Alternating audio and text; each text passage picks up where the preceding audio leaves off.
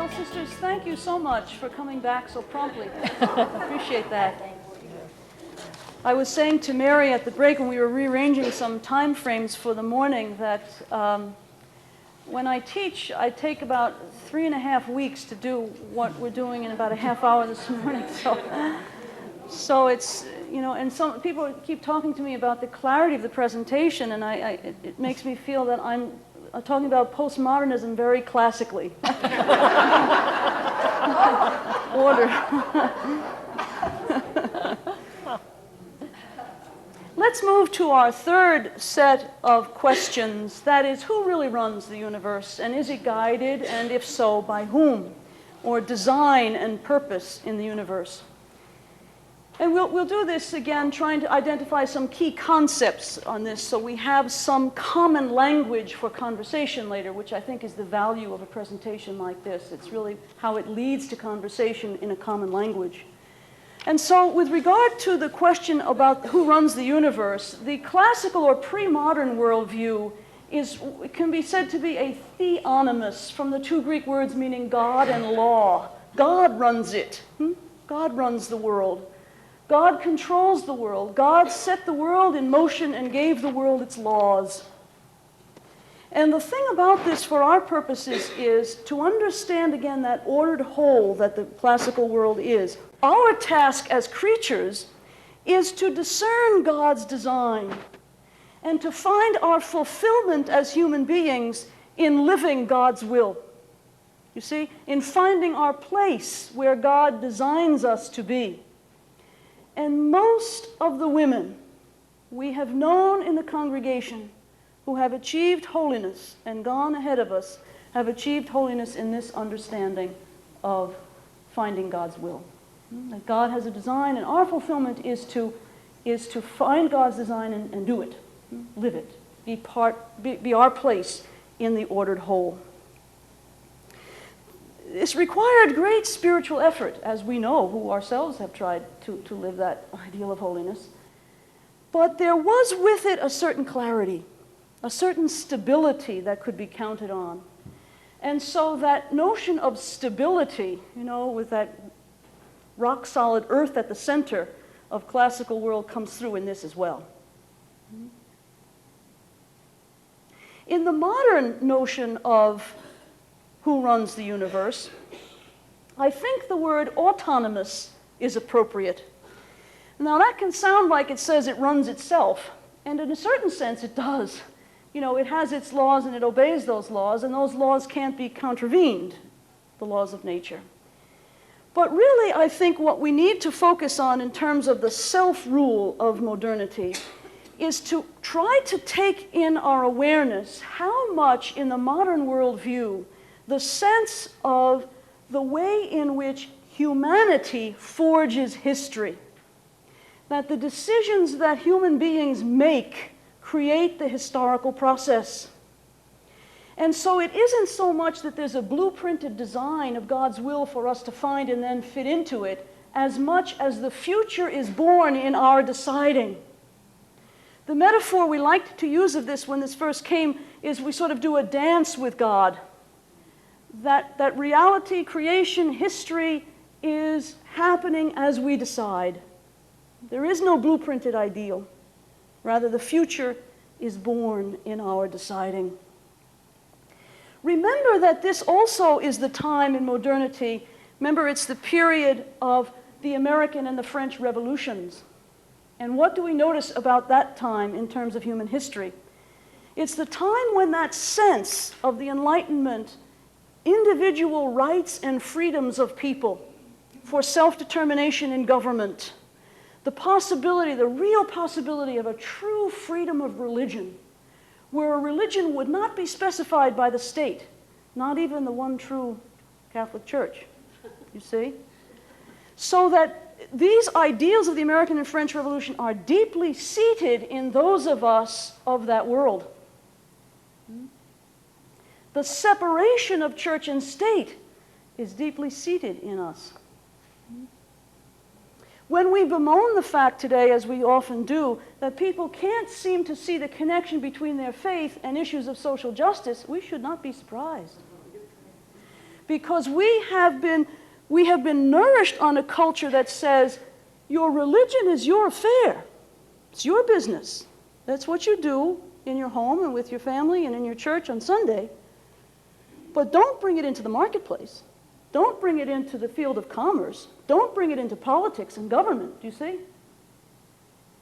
So no wonder there was such a reaction among many American Catholics when the U.S. bishops took stands on the economy, on war and peace. And some conservative Catholics were saying, well, what right do the bishops have to speak on the economy? What relationship between faith and the public place? That's deeply seated in the American ideal.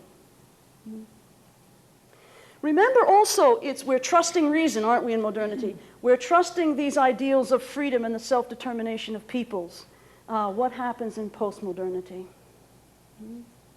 Who runs the universe in postmodernity? Well, there's a question that we're facing as a community of human beings on the planet. Either no one runs it, or we learn to cooperate with one another. And so I would say here that in postmodernity we would fill in this block by saying we're either heading toward anarchy or cooperation. We have to learn to deal with the pluralism and the difference, and we have to learn to do it in a way that doesn't immediately involve violence or suspicion of the other simply because the other is different. Probably the main challenge we face as a world community, how to deal with difference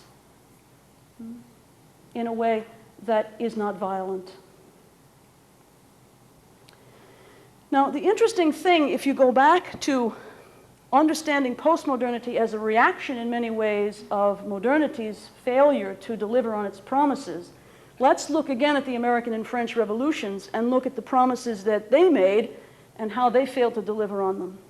The promises were what? Reason, freedom, the ideals of self-government and self-determination, individual rights and freedoms, that inalienable right of everyone to life, liberty, and the pursuit of happiness, equality of all. What have we found out in postmodernity? That essentially that was achieved for relatively few, usually the privileged people, which usually means white people, which often means white male people.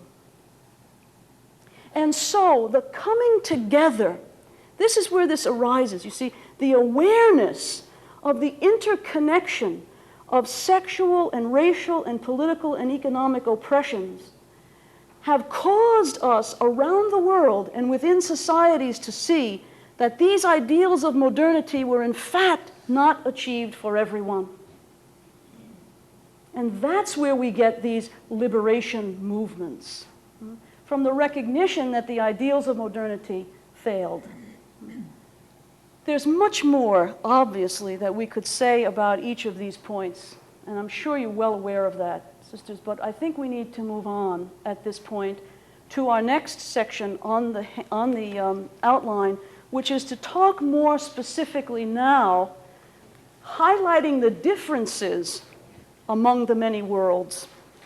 And in this next section of highlighting the differences among the many worlds, we have 2 points to make, and we're only going to deal with the first one now before lunch. And that is to go back to that issue of historical consciousness that I mentioned before, and to explain that a little more thoroughly. And the reason I want to do that is, if we want to really get inside the many worlds as we've been talking about them, I think you cannot escape talking about historical consciousness, because I really believe it accounts for the most radical, most dramatic differences between the pre-modern classical world and everything that comes after it. This, what we're going to be talking about now, historical consciousness.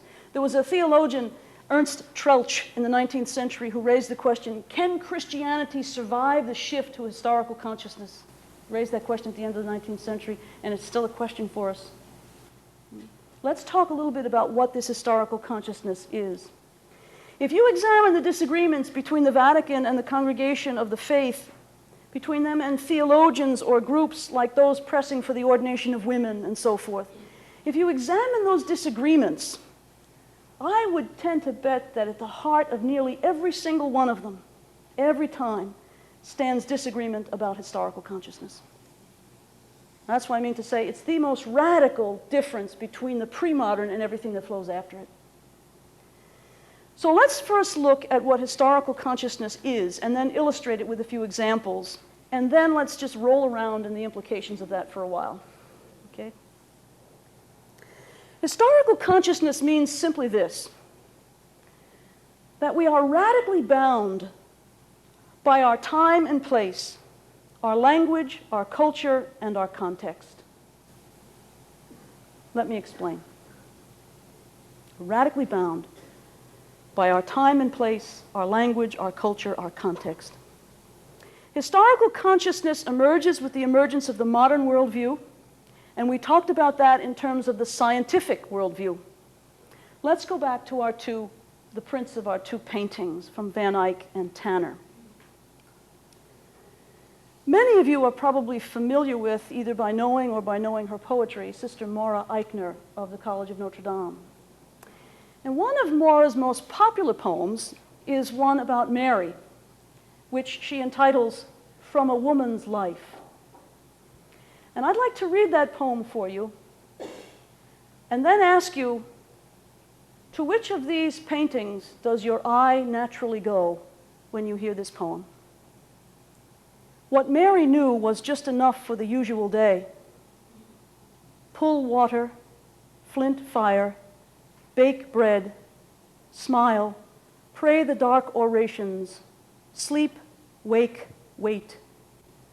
When pain honed a nerve, when birth or dying clotted an hour, she leaned to the curve of living, resilient to fear, laughter, suffering. Partings are a little death. Each one's journey is a thing wholly without precedent. She looked at the sky for compass.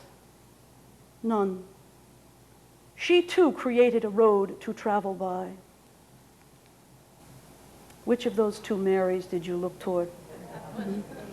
The Tanner, sure. Yeah. What Mary knew was just enough for the usual day. Harmony, fixity, universal, timeless universals. Eternal. God-centered world. When you study St. Thomas Aquinas' Summa, when you study it, you know you are encountering a holy genius whose contribution will have to be dealt with for the rest of Christian history. But it is a whole, it is a reasoned, ordered whole. It is a systematization of Christian belief. And there it is. Do you see? Better example, maybe more adequate. Think of the great medieval cathedrals, the Gothic cathedrals, some of which you may have seen. They are heaven on earth, literally. They are the reproduction of the ordered whole in heaven, in stone. And when you think about them, they're mystically, liturgically the image of heaven. If you go back and read the ritual for the dedication of a church in the Middle Ages, the vision of the celestial city as that church being dedicated is so apparent. The symbolic significance is there. As you enter the cathedral, what do you see above you? You see Christ sitting in triumph, usually the scene of the Last Judgment. You're entering the portal of heaven. You're going through the Last Judgment. You're being entered in to heaven. You see? It reproduces heaven on earth. The monumental representations of Christ in majesty is supposed to have you feel like you're coming into the New Jerusalem. And on the facade of some of these cathedrals, Chartres for instance, you have the whole world represented, including in sculpture the signs of the zodiac, including in sculpture representation of the liberal arts, of all the known disciplines. The whole world is there. Now, picture yourself. It's exquisite beauty. Picture yourself inside one of these. Maybe St. Mary Major in Rome, where Mary is seated in the heavenly court, enthroned as Queen of Heaven, crowned there in St. Mary Major by the Trinity itself. Or Chartres, where Mary is seated, enthroned as Queen of Heaven, crowned there by Christ, the King of Heaven. And go back to Maura's poem. What Mary knew was just enough for the usual day. Pull water, flint fire, bake bread, smile, pray the dark orations, sleep, wake, wait. Is Maura speaking about the same Mary? Is Maura speaking about the same Mary? It's jarring. I say that to you because we cannot enter a 12th century Gothic cathedral with the same understanding as the 12th century pilgrims entered it. They knew they were entering the heavenly Jerusalem, and we enter it with this struggle in our hearts. But is Maura talking about the same Mary? Yes. Yes. Perhaps what Maura is saying is, perhaps we're intended to reflect on how Mary entered into glory. That if you too want to enter into glory, you come to eternal life the way Mary came to eternal life. You too do what's enough for the usual day. You too bake bread, flint fire, pray the dark orations, sleep, wake, wait. When pain hones a nerve and when when birth and dying cloud an hour, you lean to the curve of living. But it's jarring. We have to make these connections. We don't go unambiguously into a Gothic cathedral. You see? Why? Because whether we realize it or not, we are historically conscious. Let me try to get at this with another example, maybe more helpful to some. Another example of how historical consciousness separates the pre-modern world from all that follows. Let's apply it to the Church's doctrine, as it has been. Say, for example, the teaching that certain acts are intrinsically evil. Because this is a workshop which intends to introduce us to a whole plan of theological development, and moral theology is going to be one of those down the road, it might be helpful if we use moral theology here as an example and apply it to historical consciousness. I want to draw for this, since I'm not a moral theologian, thanks be to God, I want to draw on Richard Gula, the same fellow I quoted Peanuts cartoon before, because as moral theologians that I know around the country use his text as a foundational moral text. And he makes some marvelous points. I'm going to be quoting a bit extensively from him on how to relate historical consciousness to this. In the pre-modern or classical worldview, do you see the fact that the teaching that certain acts are intrinsically evil makes perfect sense? It makes perfect sense in that worldview. Because the classicist worldview assumes that the world is a finished product. You only have to look at the world to discover its order. Because a good look gives you the unchanging principles. A good look tells you what the natural order ought to be. And something that goes against that is wrong. And it's wrong all the time. You see? It makes perfect sense in that worldview. These unchanging principles yield a very high degree of certitude, don't they? All you have to do is draw your conclusions from these universal norms, right? Because you're starting from the sense of the ordered whole. Moral living in the classical world requires that we reproduce the order given in the world and learn to live by it. That's a quote from Gula. We reproduce the order given in the world and learn to live by it. Just the way the Gothic cathedral reproduces the order of heaven. Do you see? Stability is the principal virtue. Change is a vice. See? Change is not good.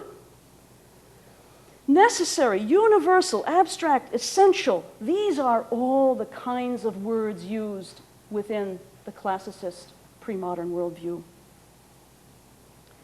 So a moral theology that develops out of that worldview is quite reluctant to understand itself as capable of change. It's quite reluctant to understand that the conclusions drawn in one historical era are valid for all time. It's quite reluctant to say that's not true. So whatever new problems emerge, we simply apply the universal principles. Do you see that? But now, however, in an historically conscious world, that sees something quite different. It sees each thing as a part of the whole that's to be discovered, that's evolving, that's growing, that's changing. If you look at the modern period, isn't that also the time when historical consciousness comes in, the time when the evolutionary hypothesis that the Church most recently accepted as being more than a hypothesis, evolution. Evolution comes in, which says what? The whole of the universe is developing. The whole of the universe is evolving and changing. It doesn't exist today in the same state it was years ago. The historically conscious moral view sees the person as growing closer to the truth, but never being so bold as to think one knows the whole of it anywhere along the way, because the whole thing is evolving, you see? So knowledge is conditioned by time and place. Now, what are the words or the adjectives that the historically conscious world likes to use? It likes to use the words like specific and individual and changing. Change is a good thing. At least it must be said in the historically conscious world that change is the way it is. The one unchanging thing is change. Change, development, and revision are not signs of imperfection as they would be in the pre-modern. Change, development, and revision are not signs of imperfection. They are ways of coming to the truth.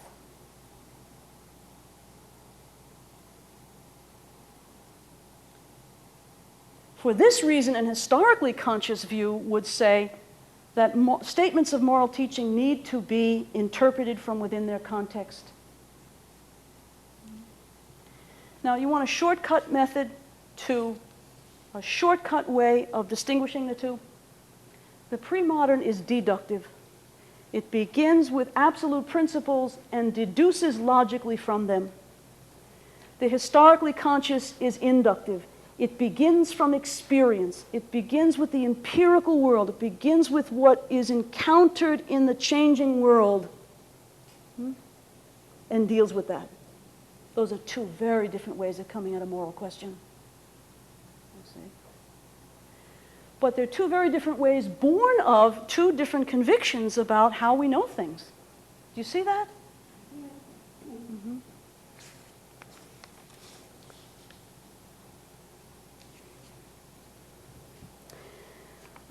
There's more that we can say about that, much more about all of that, but I'd like to give the final word again to our poets, if I could, in this. I would like you to look at that poem by Denise Levertov. But if you just have the paper available and then just put it down, and for the first rendering of the poem, if you would just listen, I think it might be helpful, and then we'll look at the poem structurally. Okay. It's entitled Variation and Reflection on a Theme by Rilke. It's actually on a section of Rilke's Book of Hours, which is a prayer of Rilke. So the first rendering, we'll just listen, and then we'll look at the poem. Because I think, and sometimes I think rather than all of this analytical stuff, some of us can appreciate what I'm trying to say about historical consciousness more through the poetry and the art of this than through this analysis. Levertov. If just for once the swing of cause and effect would come to rest, if casual events would halt, and the machine that supplies meaningless laughter ran down, and my bustling senses, taking a deep breath, fell silent and left my attention free at last. Then my thought, single and manifold, could think you into itself, until it filled with you to the very brim, bounding the whole flood of your boundlessness. And at that timeless moment of possession, fleeting as a smile, surrender you and let you flow back into all creation. There will never be that stillness. Within the pulse of flesh, in the dust of being, where we trudge, turning our hungry gaze this way and that, The wings of the morning brush through our blood as cloud shadows brush the land. What we desire travels with us. We must breathe time as fishes breathe water. God's flight circles us. If you look at that poem for a moment, visually you can see the two parts. The variation on Rilke, which is really a reproduction in her words of Rilke's prayer. And his prayer is a longing to God that for once all this rush around us would cease and I could really cling to you. Then I would be able to live and let you flow back into all creation. And Levertov's reflection on it is historical consciousness. There will never be that stillness. Within the pulse of flesh, in the dust of being, where we trudge, turning our hungry gaze this way and that, the wings of morning brush through our blood as cloud shadows brush the land. What we desire travels with us.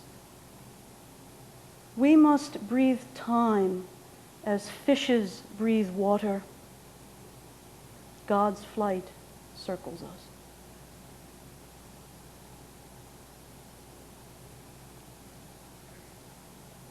We must breathe time as fishes breathe water.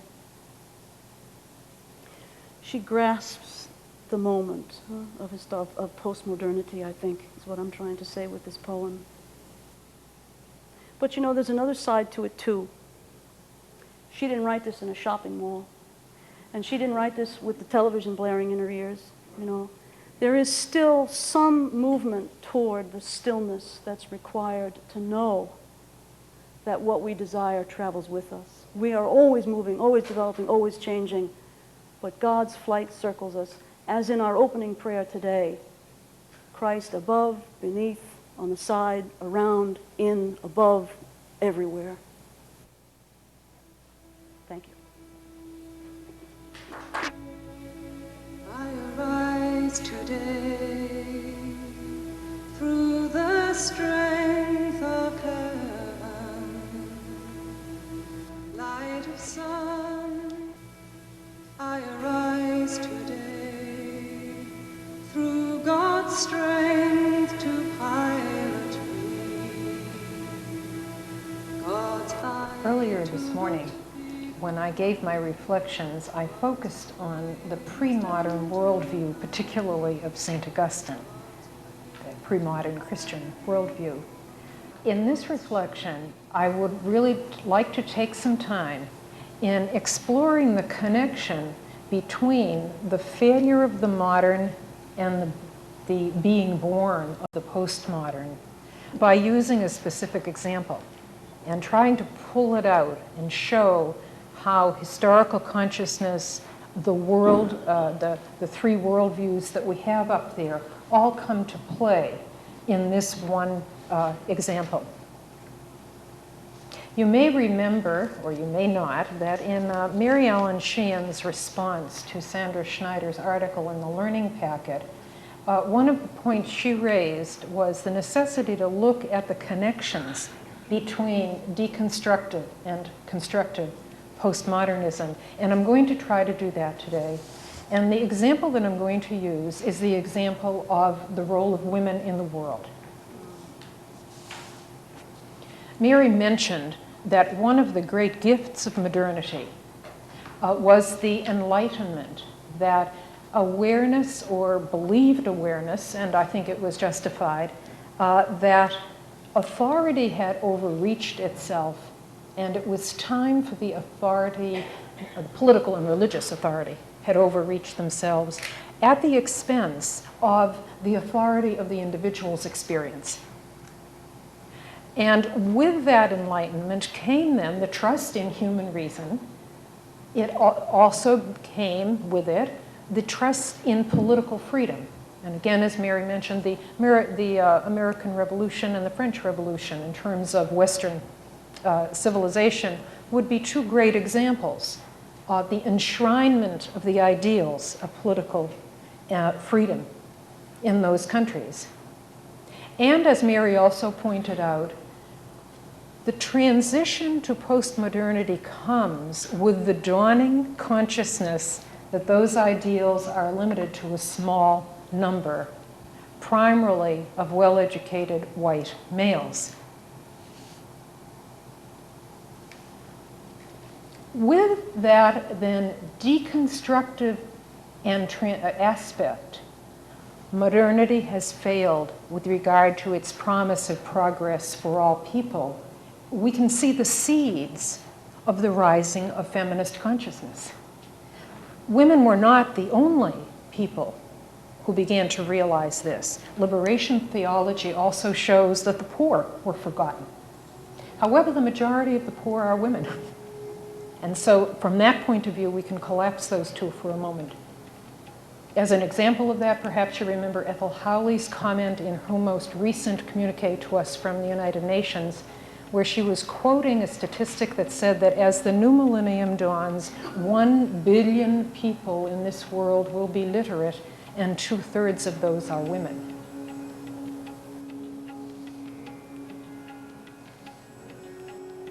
So let's look at the dawning consciousness then of beginning to tear apart, deconstruct this established order of woman's role in the church and woman's role in the world. In the 19th century in the United States, those of us who are from the States may remember the names of Susan B. Anthony, Lucretia Mott, Elizabeth Cady Stanton, 150 years ago. Their problems, so to speak, their feminism arose when they were not allowed to attend abolitionist conferences in England. So they were abolitionists. They didn't start out to be feminists at all. What they discovered was the root of the opposition to their public attendance and right to speak at these conferences was the religious ministers who said that God had ordained that women were not to play a role in that kind of public life. As we go on again in our 4-year process, we may have a little more time in the future to go a little more into the details of the rise of feminism, but I'm going to fast forward to the 20th century now and to around the 1960s. In the 60s, among the many other things that were going on, such as the Vatican Council, which was also opening up new vistas, there was another upsurge of understanding about women, which was now coming because, for the first time, women were being allowed to study theology at a graduate level. And as they did so, the insights of what, for want of a better term, we'll call secular feminism right now, began to challenge them to say, we have to look at our Christian tradition and see whether or not these insights apply. Some of the insights of the feminist movement, apart from, let's say, Christian feminism for the moment, were that woman's place was in the home, domestically, not in public. She did not have a right to sort of create culture. The right to vote was not open to her. England got it before the United States, but nevertheless, these were all 19th, 20th century.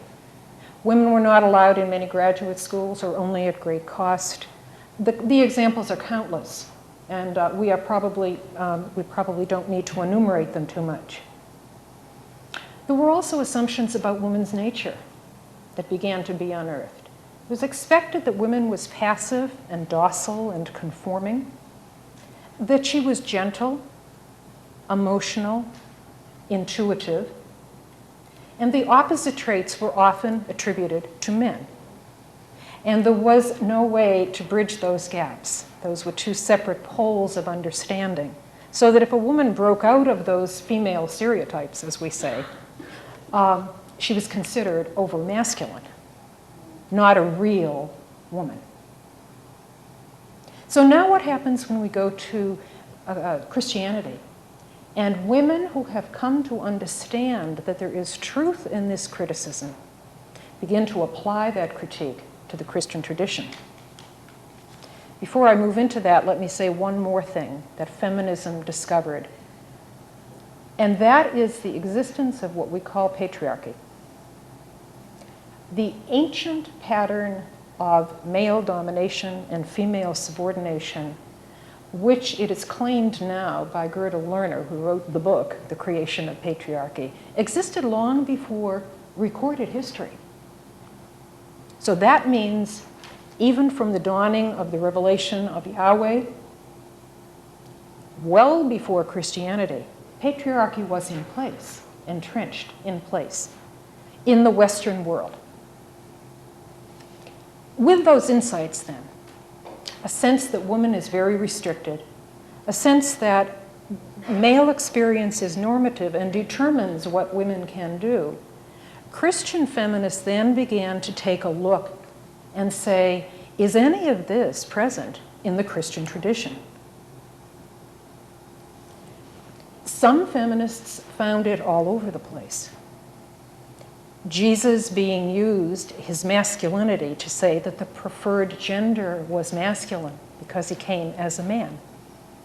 The exclusive naming of God as Father and the rejection of any possibility of naming God with female language.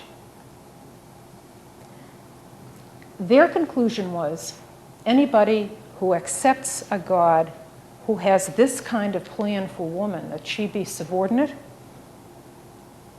any self-respecting woman would leave Christianity immediately. And many of them did. As this difficult, painful, biblical and theological struggle continued, though, many feminists said, no, this is a misinterpretation of the Christian tradition, long entrenched. And this is where, going back, culture and tradition interact, as Mary was talking about the Galileo case, where Western culture had interacted so much with the Christianity that it was hard to separate them out. That's the same thing that started happening here. One example in theology that had to be unearthed was, is woman really made in the image of God? Now, many of us will smile and say, well, of course we are. But if we look at St. Augustine's writings on that, we will find out that he is not so sure. In fact, he's quite sure we're not. He says that our soul is close to, but not fully in God's image. But our body is definitely not in God's image. Now again, can you hear the remnants of the Hellenistic cultural worldview of the pre-modern era? The superiority of the spiritual to the bodily, and especially of women's bodies.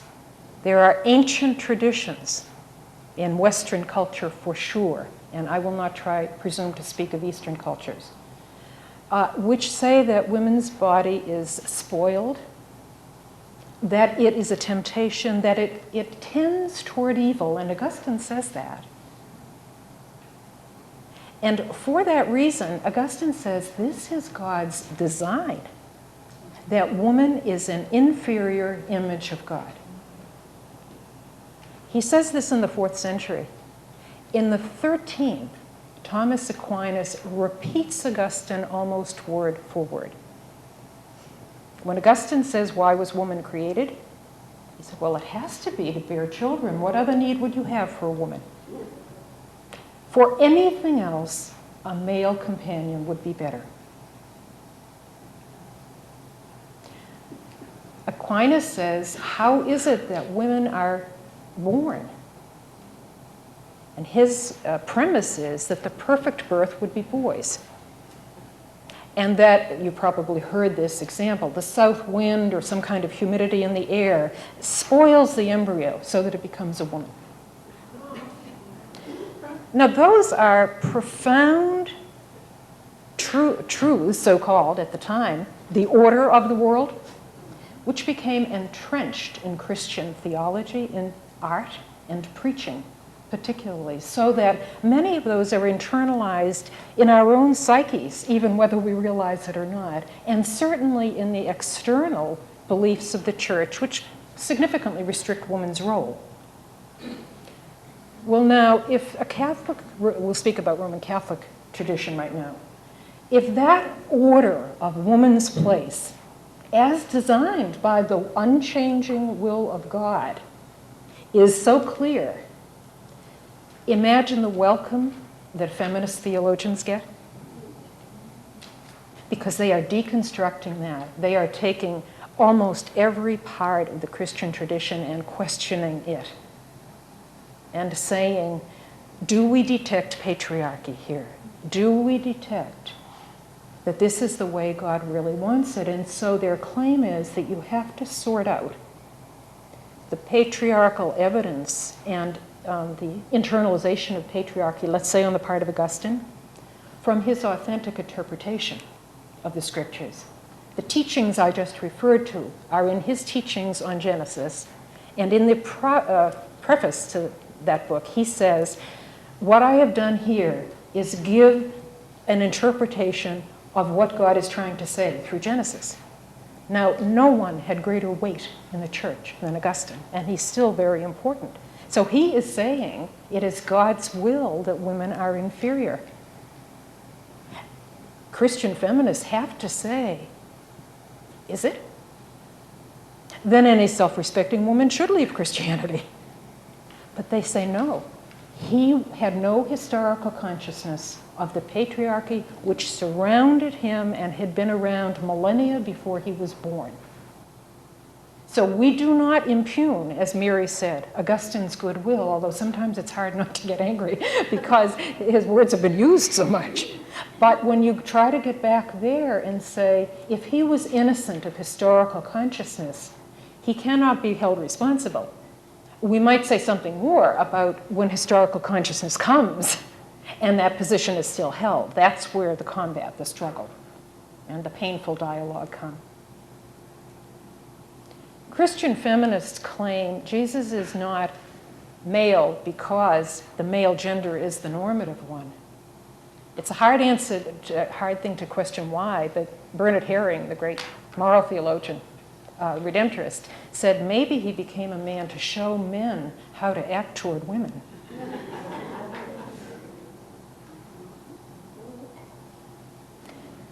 Christian feminism is sort of like an exodus journey. It is very painful for those who are involved in it.